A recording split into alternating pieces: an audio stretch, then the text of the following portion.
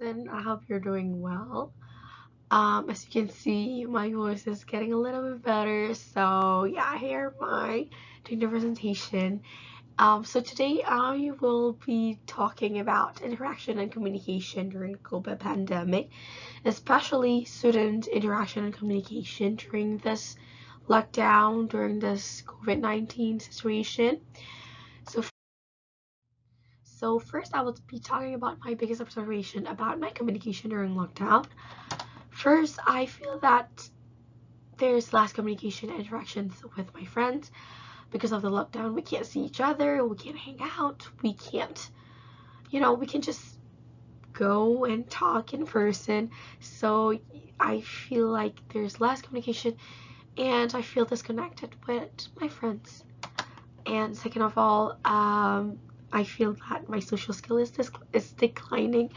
I'm kind of like embarrassed to say this, but it's true. And for example, when I go to labs, I meet real people in the college for the first time. It's hard for me to talk to them, to start a conversation, to just make friends with them.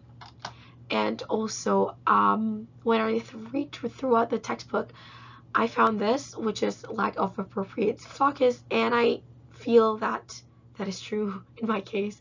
When I start to talk with someone, I would start thinking about something else or something irrelevant. Second of all, I will be talking about a TikTok meme. It's about student interaction and communication during pandemic. So first, it's a video, and first it says students doing their best to get an education, all make friends despite the circumstances, but the circumstances are portrayed as being a very bad thing. And there's a background song during the first image who said, "All I wanted was you." And then it goes to like that. I'm not even kidding. So yeah, it was very funny. And I wanted to point out the guy here who made the TikTok video.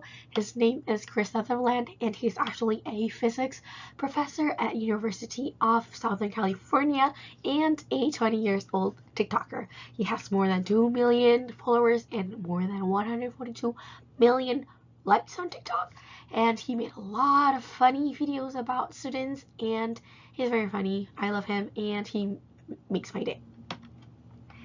Next, I will be talking I chose. This is actually a very nice educational video that I found on YouTube. They give 3 tips how to connect with family and friends. The first tip is to consider how to engage parents in distance learning. They provide a 3x3 rule to share information you want seen and heard 3 times in 3 different ways so students can retain it, for example, through email, text message, and paper form. And their second tips is to consider how often communication will go out and be transparent about it.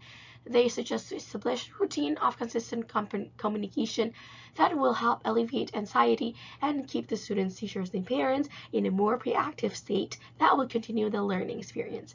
Their third tips is to consider offering both structured parent-teachers office hours.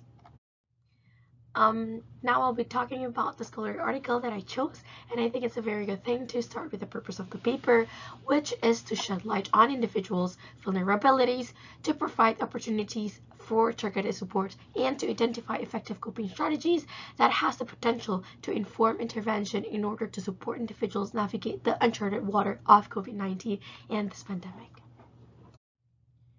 This report focuses on a sample of UK women students with a sample number of 36 enrolled in HAC institution in UK during the first COVID lockdown.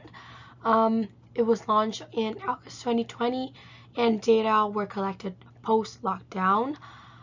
Their analysis strategy has the aim to compare female students who reported a pre-existing mental health diagnosis prior to the pandemic across a number of self-rating with those who did not have.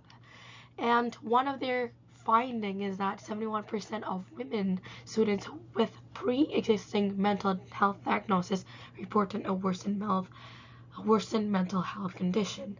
And in terms of social focus coping, social interactions were severely reduced because of the lockdown.